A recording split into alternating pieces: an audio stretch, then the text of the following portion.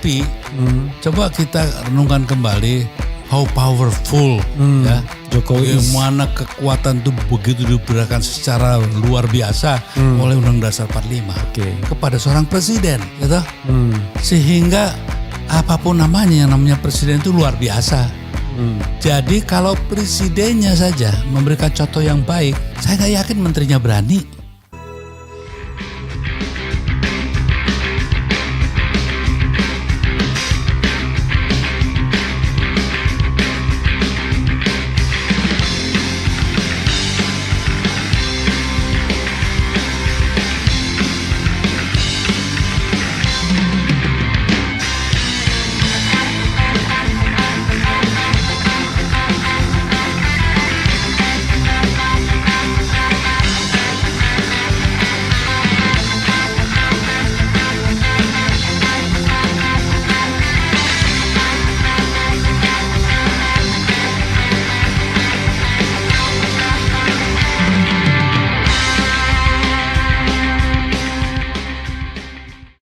Saya tahu Mas Eros dekat sama Prabowo ya.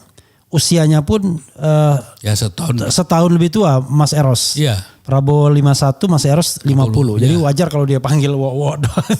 Iya, ya teman ya kan. Nah, orang kan selalu mengatakan kan, udah saya tahu betul dia. Kan selalu begitu kan orang kalau ketika berargumentasi, saya tahu betul, saya kenal dari dulu, saya kenal ini dan saya berharap sebagainya. Bukan saya menjamin. Ya. Oh, untung Mas Eros berharap ya, bukan menjamin ya. Bukan menjamin.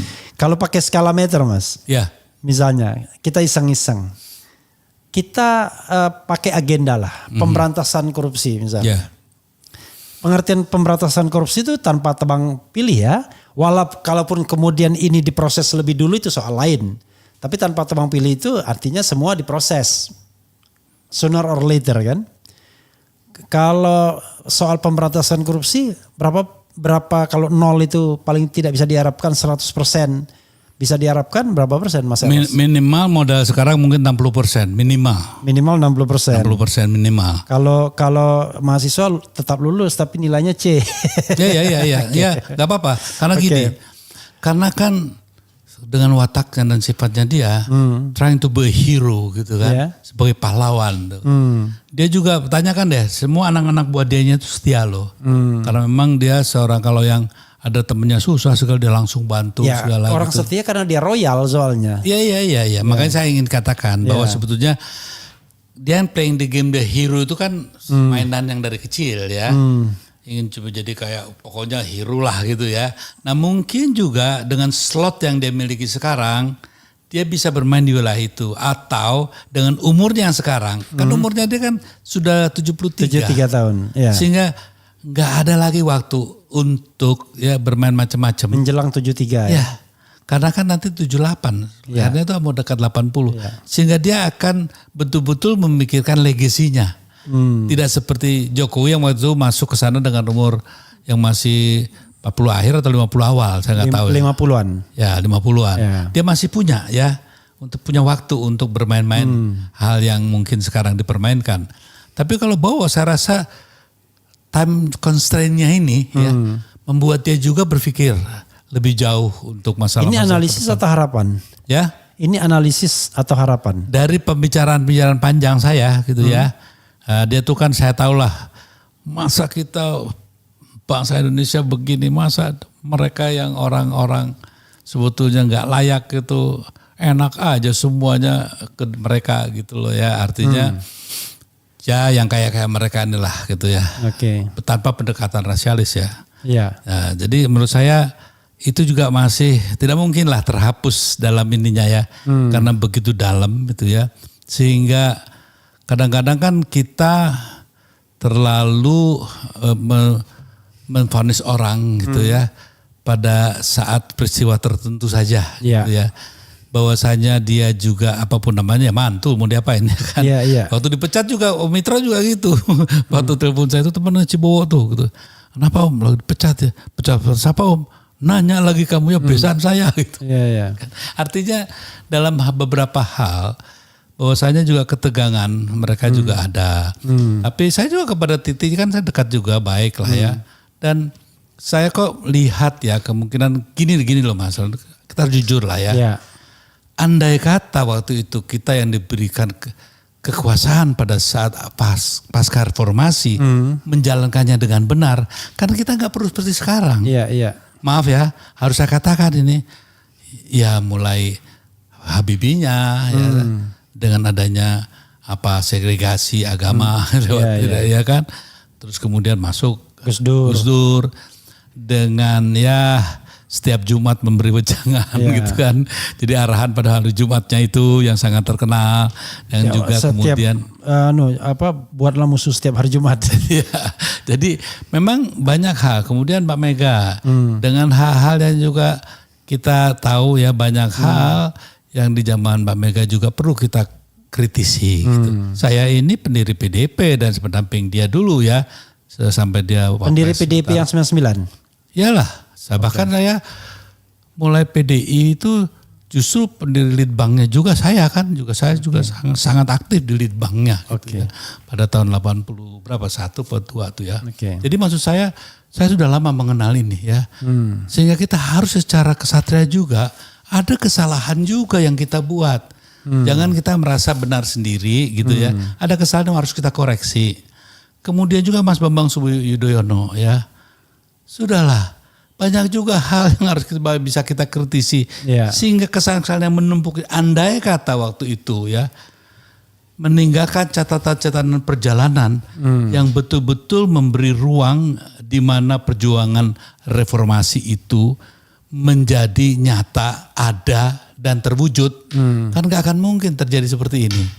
Jadi dalam konteks sekarang ini, mungkin yang terbaik kita cobalah masing-masing kita melihat ya, kemungkinan ke depan apa yang bisa kita lakukan.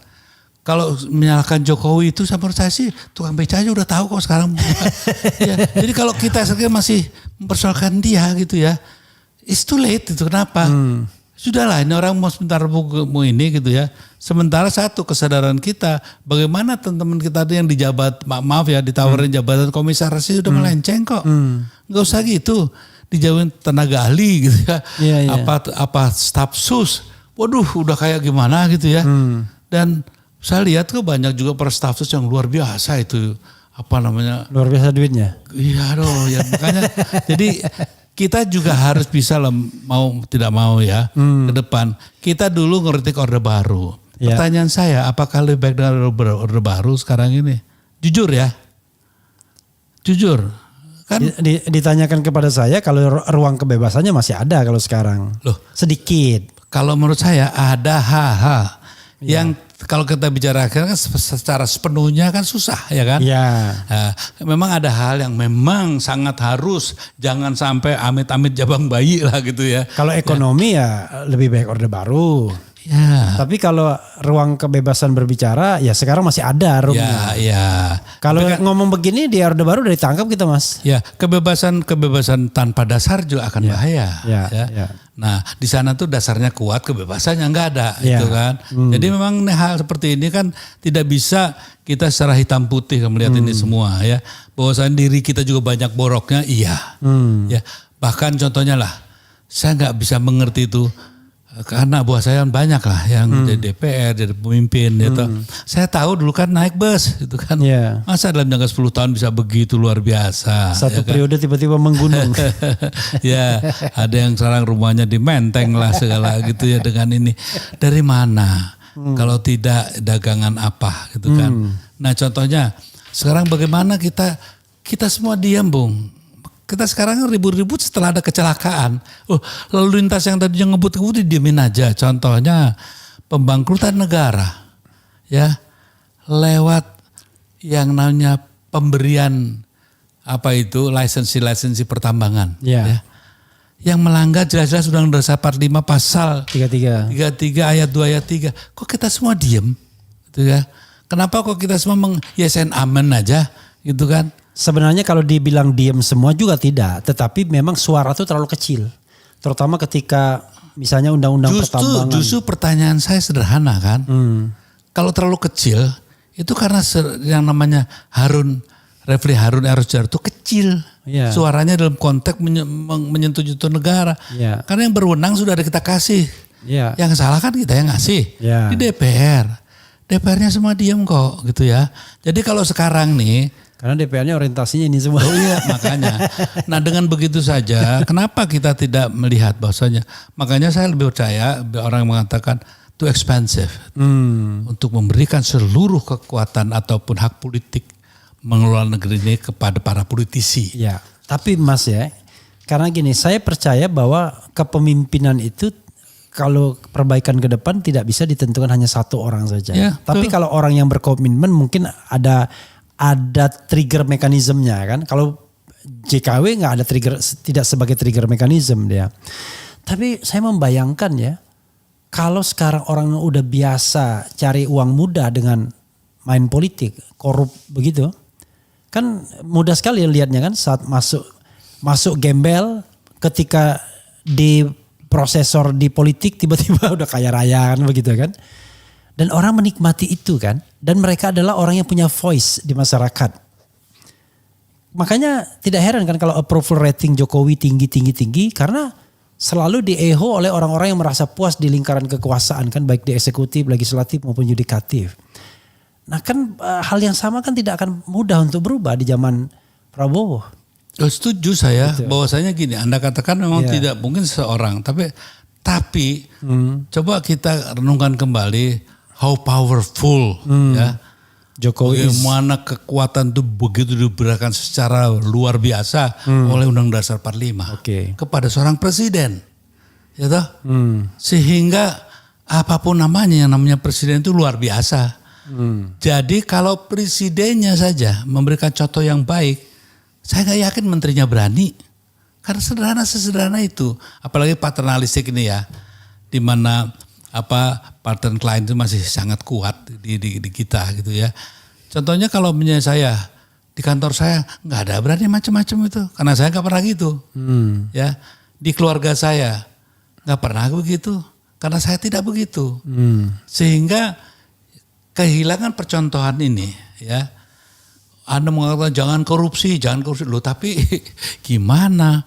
Waktu saya masuk, ini ada mudah-mudahan Pak Menko kita yang lama. Menko mana? Yang waktu saya masuk di transformasi percepatan hukum, pertanyaan saya satu kok sama dia. Istana itu masalah atau solusi? Ya kalau solusi pasti punya beres. Tapi kalau masalahnya gak akan pernah beres itu loh. Jadi maksud saya kita harus lihat dulu lah permasalahannya secara benar dulu gitu ya. Sehingga kita bisa mengkritisi secara benar juga. Tapi kalau banyak contohnya, saya waktu diminta untuk berantas mafia tanah.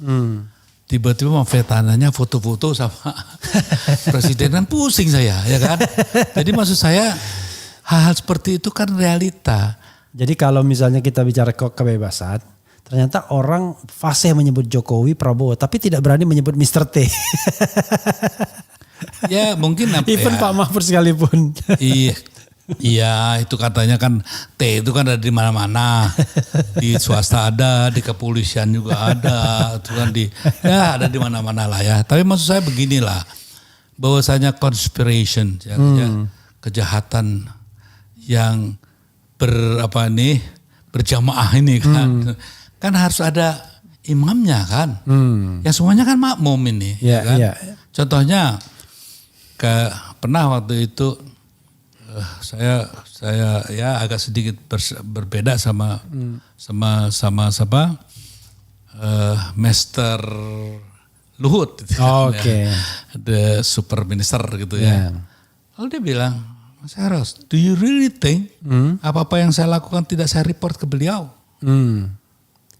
Really? Jadi ini semua dia tahu. Come on. Emangnya saya bisa gitu aja? Ya udahlah. Saya kan punya atasan presiden. Itu kata dia. Ini saya ngomong di podcast loh ya. Iya. Jadi saya bisa bertanggung jawab kenapa saya ngomongin ini. Gitu kan.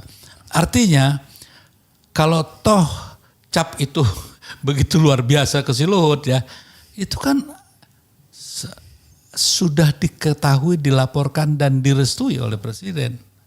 Jadi nggak bisa lah, jangan bilang bersama-sama lagi dong. Ada pertanggung jawab khusus gitu. Oke, ya dari sisi tata negara memang presiden ya kan the only dia tunggal pertanggung jawabannya. Ya tapi juga dari kultur pengelolaan kekuasaan juga kan harus kita lihat. Ya. Ya, ada yang memang dia main antem sendiri gitu kan ya. Tapi contohnya ginilah, waktu Luhut dipindah dari itu ke Menko Polkam, ya, apa dia tahu sebelumnya?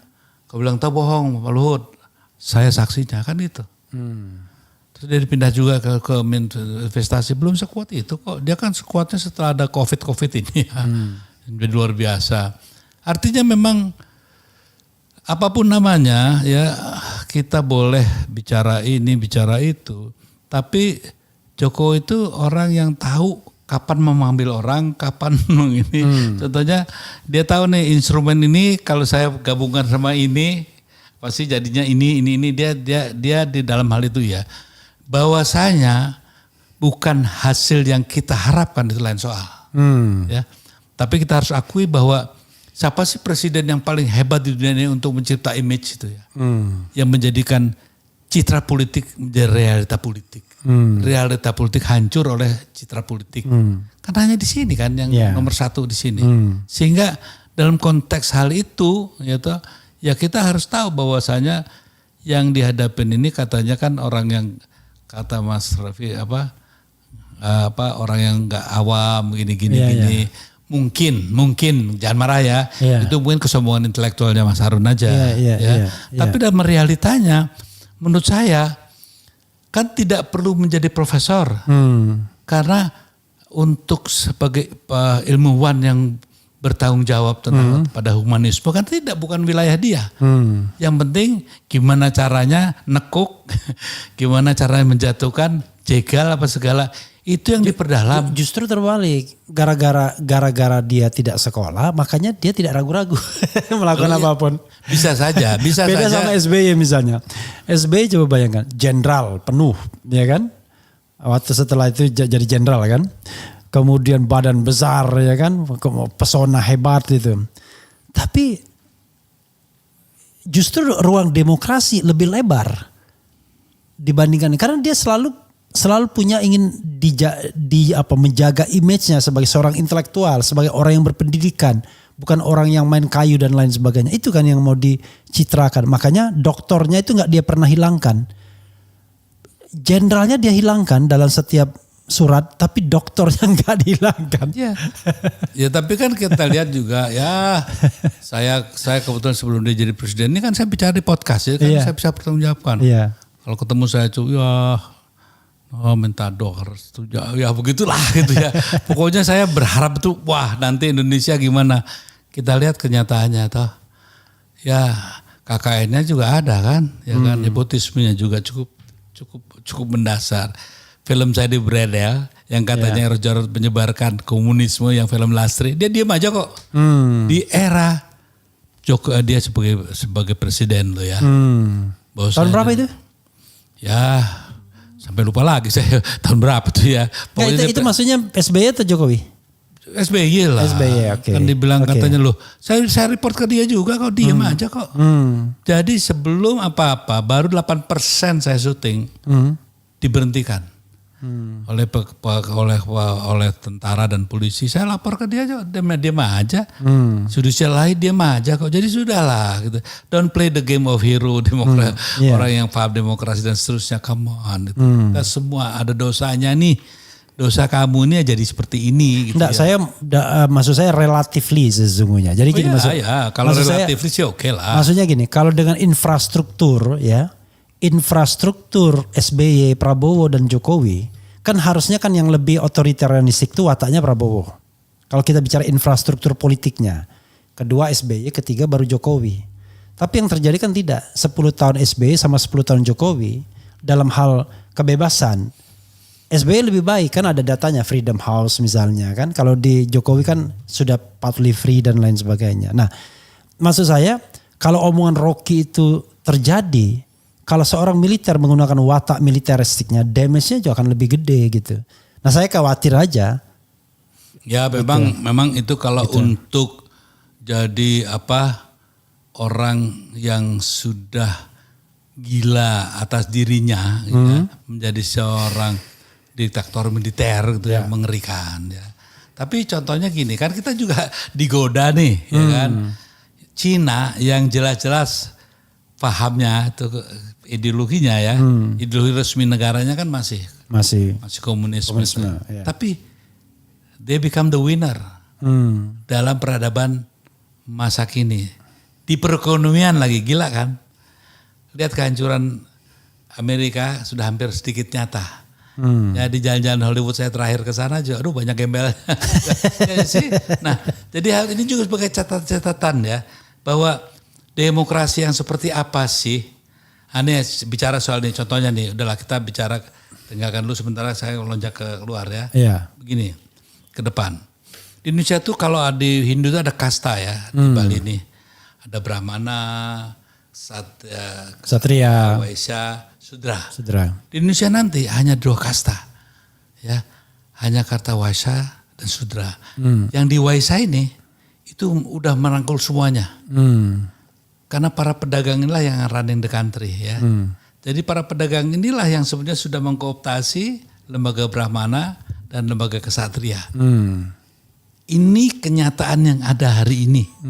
Di mana para kesatria tunggu kepada para cukong gitu kan. Dan juga para Brahmana juga gitu kan. Tunggu juga para cukong. Sekarang tinggal Waisya dan ini. Dan yang mengerikan nanti adanya gap yang membesar ya. Anak-anak orang kaya dengan kekuatan ekonomi dia bisa dapat informasi begitu cepat, penggunaan teknologi baru ya yang begitu luar biasa, sehingga nanti orang-orang yang di kampung ini akan terus lebih tambah membesar lagi, dan dalam keadaan apa? Ya kaum Sudra ini gitu ya, sehingga nanti ada pertentangan kelasnya itu akan nyata di satu hari nanti ya. Sehingga paham komunisme mungkin akan tumbuh lagi. Karena kan subur untuk paham komunisme berkembang karena ada pertentangan kelas yang begitu mendasar. Nah kalau kita negara Pancasila harusnya kan punya antisipasi ini.